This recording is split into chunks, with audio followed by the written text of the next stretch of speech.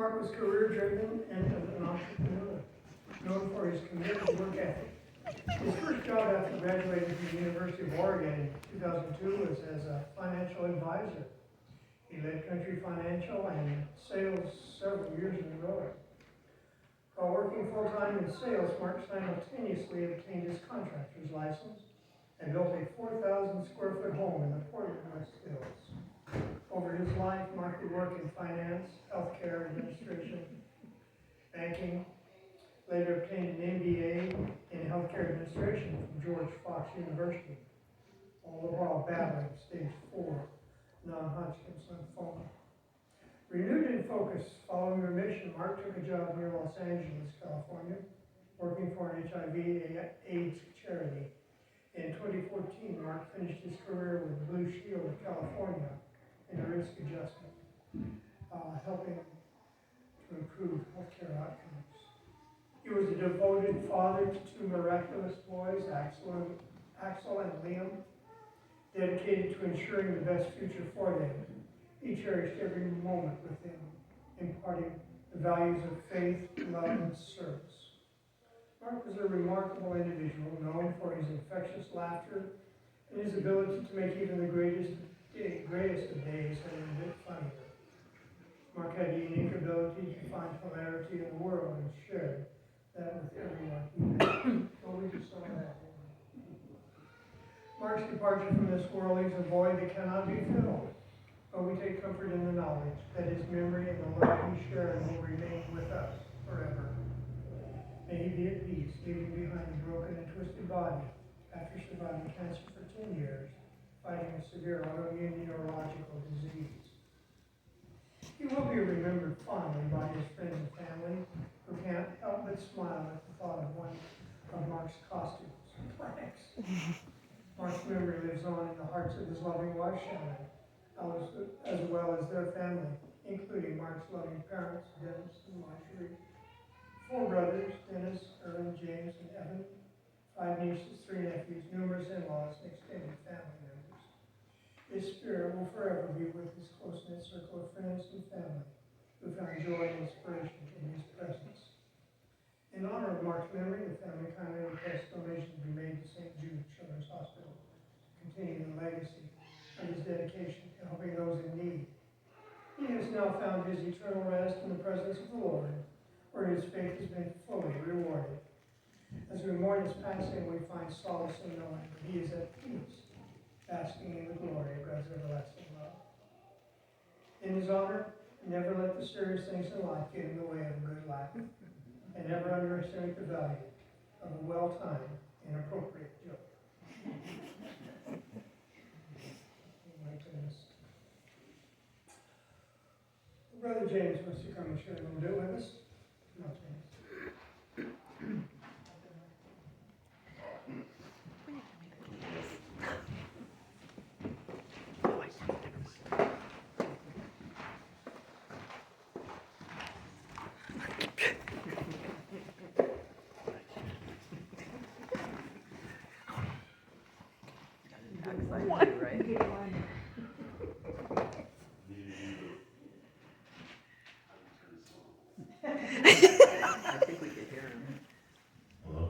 There you go.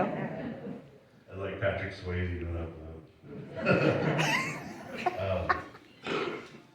So, some of you may have heard of me. I'm the brother that if I stood too close to a microwave, I'd lose control of my bladder and speak in Russian.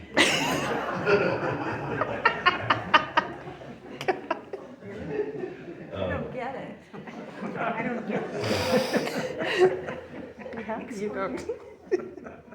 I know I need to share that some things in life we wish we didn't say, you know. We all, you know, anybody that knows me and my brothers, we fought a lot growing up. But 20 minutes later, we played football or basketball or whatever.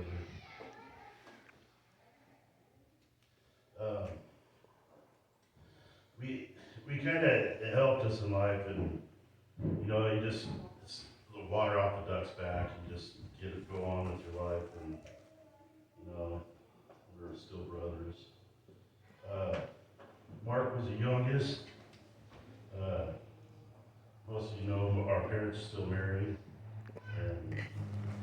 child, he had no fear.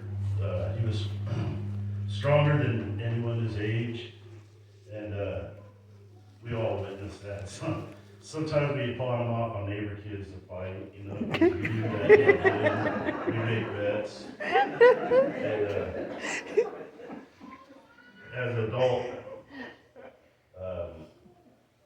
Mark, he helped me with my confidence. I know he lived with me for a while, right out of high school, and he was loud, and he would get excited, and even Shannon had tell him to calm down sometimes when he gets so loud.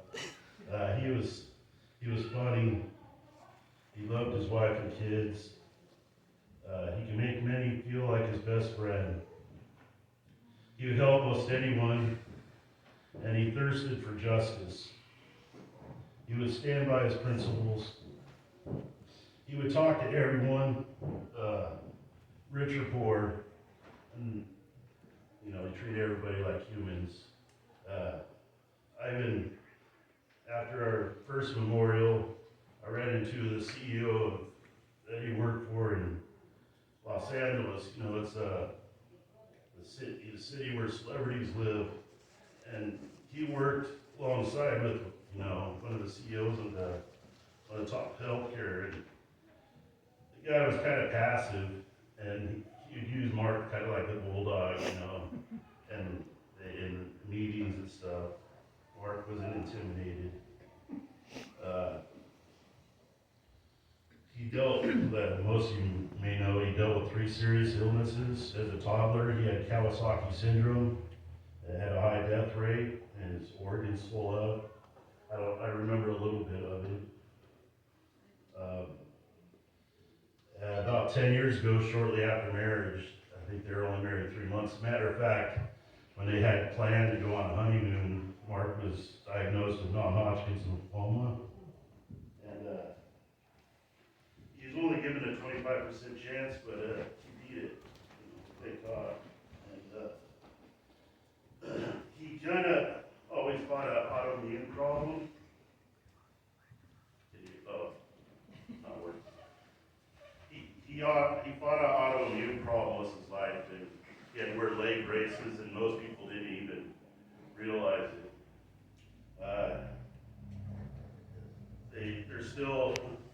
They're still doing labs up to the end, trying to narrow it down. It was kind of related, they think, to ALS, last I heard.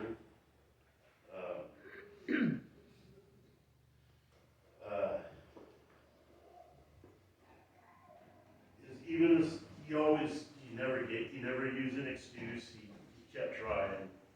Even his last couple months, he flew home to help out his parents.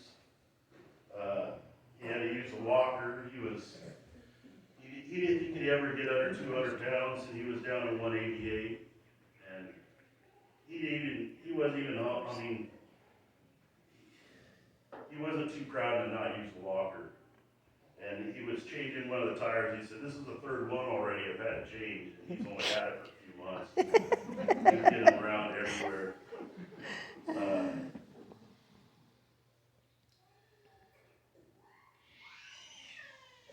And he didn't show it that he ever felt his illness was terminal.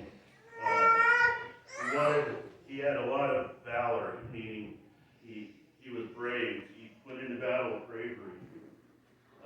He never shared his pain. I got him to share some things because I said, what if one of us start getting symptoms? You know, maybe we need to know what's going on, you know, one of your brothers. And so he did share some things, but only because he was, you know, just in case, God forbid. And he tried to be funny and positive. And one of the last texts he sent me, was about a week before, and he said,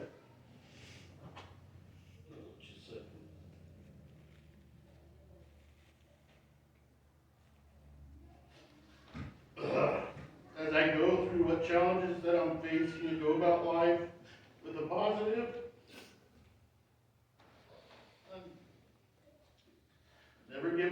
attitude, Satan may knock me down, but I'm immediately getting up and staying in the fight. I do this for myself, but also trying to be a role model for my boy, teaching him how to work through tough times with a smile on my face. I know he was humbled, and I'm sure he was right with God. He was positive.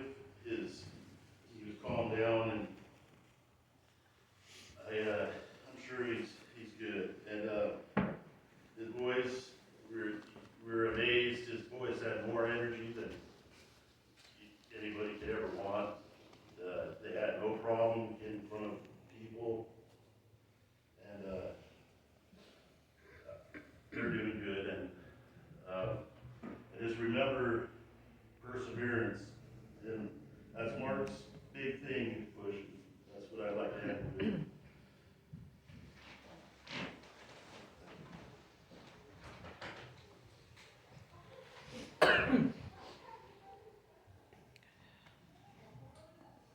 Thank you, James. I don't normally write down a message, but I did today because I don't want to forget anything. I understand more and more the emails I got from your brothers. I appreciate those. We're here today to celebrate the life of Mark William Stahlnecker. A man I can't remember every meeting, although I have been blessed to have known his Uncle Alvin and his Aunt Janice. From the stories told by his brothers, he was a man I would have had nothing in common with, and would love to have had as a friend.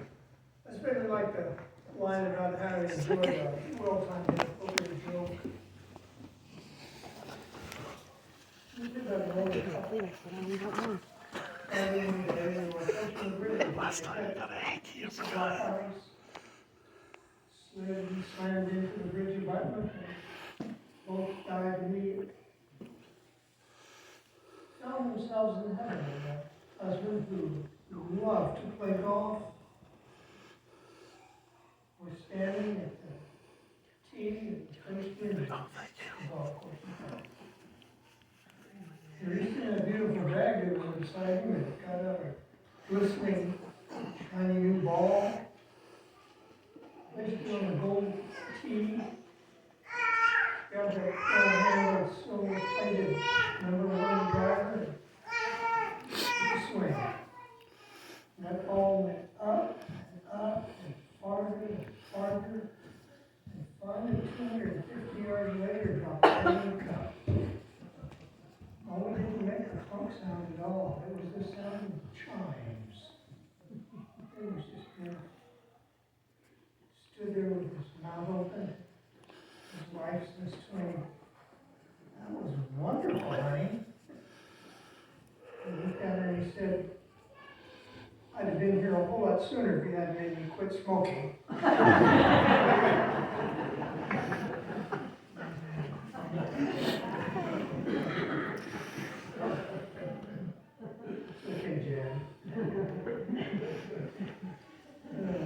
I would love to have known him. Let me read to you a piece from Psalms that we go to at times like this. So very well known. 23rd. David, the shepherd boy who became king, writes, he says, "The Lord is my shepherd, I shall not want. He makes me lie down in green pastures. He leads me beside still waters. He restores my soul. He leads me in the paths of righteousness for his name's sake. Yea, though I walk through the valley of the shadow of death, I will fear no evil, for you are with me. Your rod and your staff, they comfort me. You prepare a table before me in the presence of my enemies.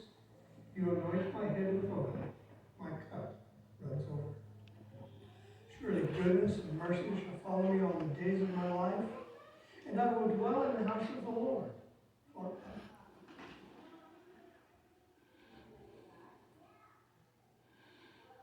Mark and due to very difficult health issues for so many years, walked through the valley of the shadow of death. His last journey, however, was not through that valley, but through a doorway that leads to heaven, to eternity with God. It's all of us who are left behind that walk through the valley today. His death casts a shadow over our hearts, a sadness. But all we need to do is to look up and see the sunlight and recall the memories. And there are lots of them. We just saw a few. Lots of them. There have been several books published on the mysteries of the Bible. Mysteries hold a great fascination for people. Think about all the mystery movies, television programs, myriad of mystery documents and novels. Just recently there have been a couple of mass shootings where a gunman injured or killed several people, and then was found dead himself from a self-inflicted gunshot wound. The news people always announce that the police continue to investigate, to try to find a motive, to try to find out why. Just last week, there was a car that slammed into the Canadian border crossing, and it exploded and it killed 2 people. And the investigation goes on to find out why. Efforts to solve the mysteries. And as I have read through the list of mysteries in the Bible, the greatest mystery of all is why. We wonder why about so many things. Why did God create man anyway? Why does he allow crime and sickness to continue? That's a question we're all asking today. Why did he allow a beautiful child of his to suffer so greatly throughout his short life? Why did God allow a loving husband and father to die after only 44 years of life? Why, God? Why? We have no answers. But there are some thoughts. God says in Isaiah 55, verses 8 and 9, "For my thoughts are not your thoughts, nor are your ways my ways. For as the heavens are higher than the earth, so are my ways higher than your ways, and my thoughts than your thoughts." He sees the big picture. As we stand outside on a clear day, we can only see the horizon at best. God sees the entire world. And not just the physical world, but the future as well. God sees eternity.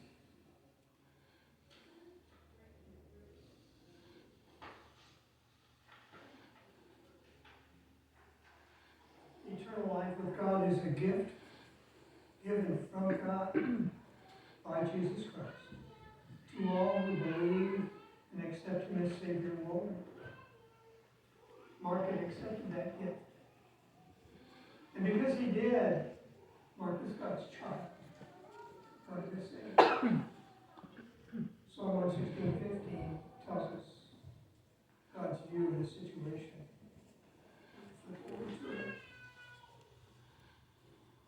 Writes, "Precious in the sight of the Lord is the death of his saints." Precious.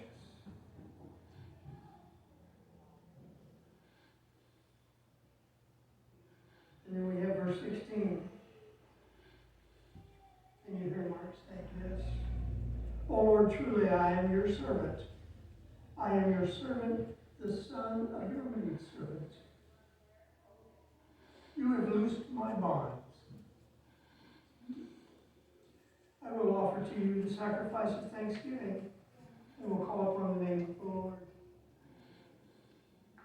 And think what it must have been standing strongly on a healthy body and saying, thank you. Thank you. Blessing should be for us as well.